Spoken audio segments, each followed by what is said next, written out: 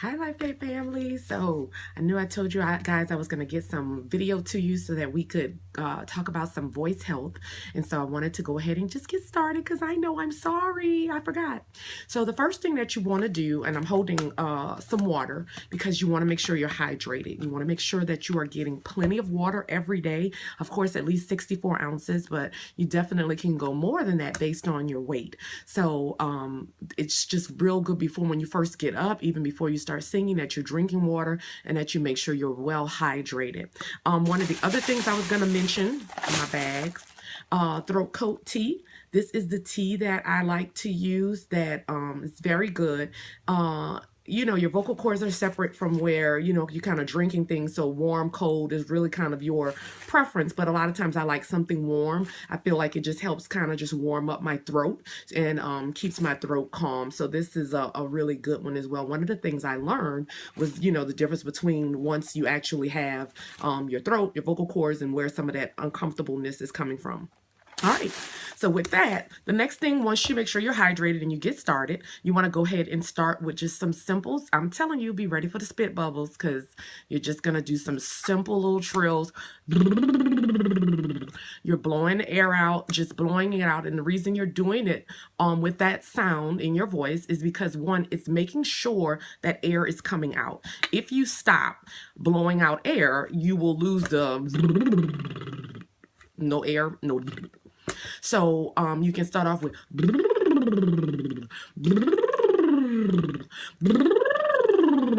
and continuously modulate on that. And you want to do it at least 25 to 50 times. If you're like me, you have acid reflux, or you may struggle sometimes even with your voice, and you feel almost like there's a veil or covering on your voice after maybe you've had chocolate or some stuff you weren't supposed to eat.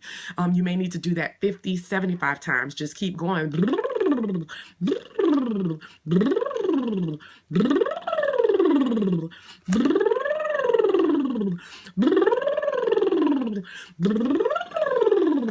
And just continuously modulate with that as you're doing it, and get yourself, you know, vocally warmed up. One of the other things that I'll recommend after you do that for say 25 to 50 times, I would recommend that you make a humming sound. Nice and breathy with your mouth open kind of in the back. The key to knowing that you're doing this correctly is you will feel a vibration in your lips right in here. Should be like almost a tickling on the top of your teeth. And you want to have that feeling because that again is making sure that you're building the resonance in the air in the correct way, in the proper way. So you say,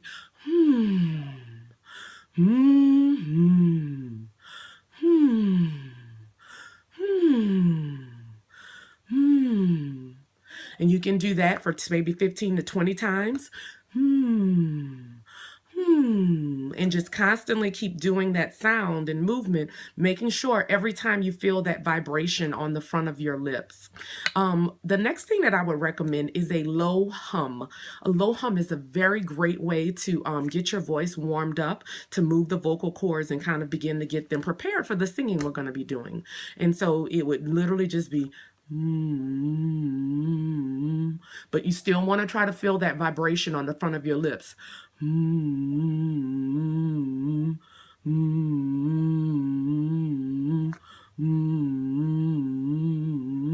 And you want to do that, you can count up to 25 times just doing those hums just like that. And one, then you do another one, two, and try to keep up count, you know, in your head if you can.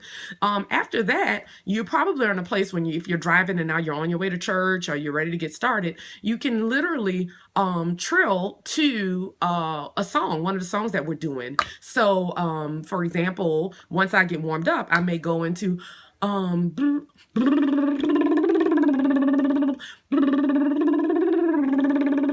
Jesus, you are the way, and you can keep singing that, or whatever song you're working on or listening or that you'll sing, do that song with the bubbles in the breath so that you know a big part of it is that you're just breathing correctly. So maybe about 5 minutes total. You can start, like I said, the best one to start with is just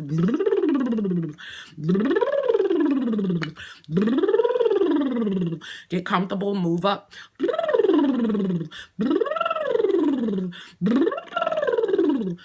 come, move up and kind of get that voice and the vocal cords good and warmed up. Lots of fluid, lots of tea, and I will see you guys at rehearsal. We're gonna have a wonderful Shine conference together, and just keep that voice warm, rest it as much as you can. So Friday when we finish Shine, you need to go shut it down, rest your voice, stop the talking, and let's, try to refrain from talking as much as you possibly can. Definitely, if you're on to sing again on Sunday, Saturday, you need to really, after we sing again, bring it down. Don't try to talk. Give yourself vocal rest time. Usually when you sing on Sundays, you want to make sure that you dedicate time to rest your vocal cords on that Monday. And these are just some good vocal health tips. So my eyes are gonna probably be all over the place because y'all know me in this camera. I was gonna try to do it on Gina's laptop, but I didn't get a chance to go and do that because y'all know I forgot to do this, right? Anyway, we're gonna have to work with just me having crazy eyes all over the place. But I love you guys.